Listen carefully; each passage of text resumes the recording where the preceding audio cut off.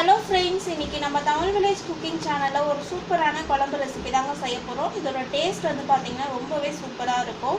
எல்லாருமே ரொம்ப விரும்பி சாப்பிடுவாங்க. வாங்க நம்ம வீடியோக்குள்ளே போய் இந்த சூப்பரான குழம்பு ரெசிபி எப்படி செய்யுதுன்னு பார்க்கலாம். இப்போ வந்து கடாய் வச்சு ஒரு 1.5 ஸ்பூன் அளவுக்கு ஆயில் ஆட் பண்ணிக்கலாங்க. இப்போ வந்து இதில் 1 கப் அளவுக்கு வெங்காயம் ஆட் பண்ணிக்கிறேங்க. இந்த கப்பில் 1 கப் வெங்காயம் ஆட் பண்ணிக்கிறேன். அது கூடயே ஒரு 4 வெள்ளைப்பூண்டு பல் சேர்த்துக்கலாங்க.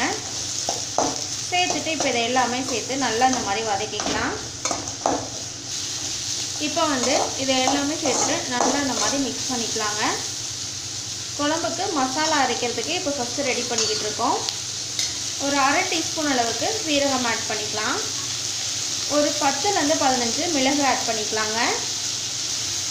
தேங்காய் வந்து இந்த மாதிரி பொடியாக நறுக்கியிருக்கேங்க. அரை மூடியில் கால்வாசி எடுத்துக்கோங்க. இப்போ வந்து தேங்காய், வெங்காயம், வெள்ளைப்பூண்டு, மிளகு இது எல்லாமே சீரகம் எல்லாமே சேர்த்துட்டு நல்லா அந்த மாதிரி வதக்கிக்கலாங்க. வெங்காயம் வந்து பார்த்திங்க அப்படின்னா சின்ன வெங்காயமும் எடுத்துக்கலாம், பெரிய வெங்காயமும் எடுத்துக்கலாம். பட் சின்ன வெங்காயம் நல்ல ஒரு டேஸ்ட்டாக இருக்குங்க. இப்போ வந்து இதில் ஒரு தக்காளி கட் பண்ணி சேர்த்துக்கிறேங்க. தக்காளி சேர்த்துட்டு நல்லா அந்த மாதிரி வதக்கிக்கலாங்க. தக்காளி வந்து கொஞ்சம் சாஃப்டாக வர அளவுக்கு வதக்கினாலே போதும். இப்போ வந்து இதில் ஒரு 1/2 டீஸ்பூன் அளவுக்கு மஞ்சள் தூள் ஆட் பண்ணிக்கிறேங்க. ஆட் பண்ணிவிட்டு எல்லாமே சேர்த்துட்டு நல்லா இந்த மாதிரி வதக்கிக்கலாம்.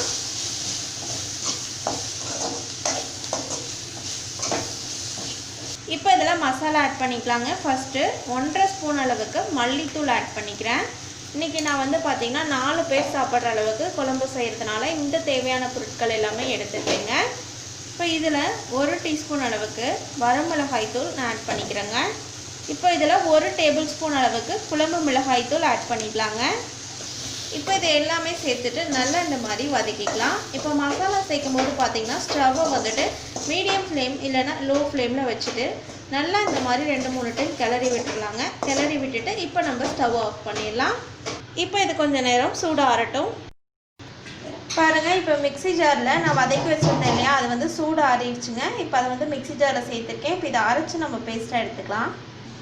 பாருங்கள், குழம்பு செய்கிறதுக்கு மசாலா வதக்குனதை இந்த மாதிரி பேஸ்ட்டாக இப்போ அரைச்சி எடுத்தாச்சுங்க.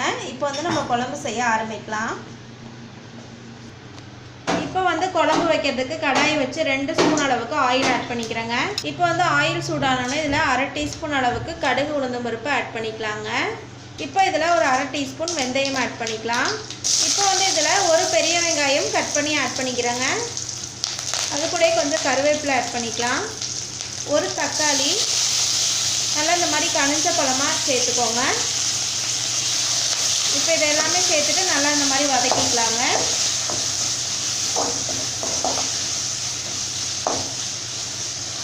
இப்போ வந்து ஒரு 1/2 டீஸ்பூன் அளவுக்கு உப்பு ஆட் பண்ணிக்கலாம். உப்பு ஆட் பண்ணிவிட்டு நல்லா இந்த மாதிரி வதக்கிக்கலாங்க. இப்போ வந்து நம்ம அரைச்ச மசாலா பேஸ்ட்டை இதில் ஆட் பண்ணிக்கலாம்.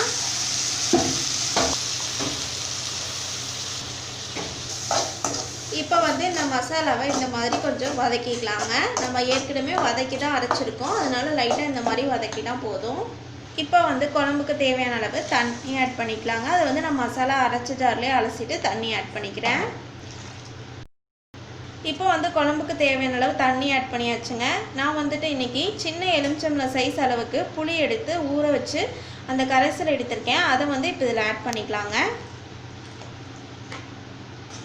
ஆட் பண்ணிவிட்டு நல்லா அந்த மாதிரி கிளறி விட்டுறலாம். இப்போ வந்து குழம்புக்கு தேவையான அளவு உப்பு ஆட் பண்ணிக்கிறேங்க. இப்போ உப்பு சேர்த்துட்டு நல்லா இந்த மாதிரி கிளறி விட்டுடலாம். இப்போ வந்து குழம்பு நல்லா 2 கொதி வரட்டுங்க. மூடி போட்டு மூடிடலாம். பாருங்கள், இப்போ வந்து குழம்பு நல்லா கொதிச்சுட்ருக்கு. இன்றைக்கி நான் வந்து பார்த்திங்கன்னா 100 கிராம் தட்டைப்பயிறு வந்து நைட்டு ஊற வச்சு காலையில் வேக வச்சு எடுத்து வச்சுருக்கேங்க. இப்போ இதில் வந்துட்டு நம்ம வேக வச்சு வச்சுருக்கக்கூடிய தட்டைப்பயிறு ஆட் பண்ணிக்கலாம். நான் வேக வைக்கும் போதே உப்பு சேர்த்து தான் நான் வேக வச்சுருக்கேன். அப்போனா தான் சாப்பிட்றதுக்கு டேஸ்ட்டு நல்லாயிருக்கும். இப்போ இது எல்லாமே சேர்த்துட்டு நல்லா இந்த மாதிரி கிளறி விட்டுறலாங்க. இந்த குழம்பு பார்த்திங்கன்னா ரொம்பவே டேஸ்ட்டு சூப்பராக இருக்கும். நீங்கள் இந்த மாதிரி செஞ்சு கொடுத்தீங்கன்னா எல்லாருமே ரொம்பவே விரும்பி சாப்பிடுவாங்க.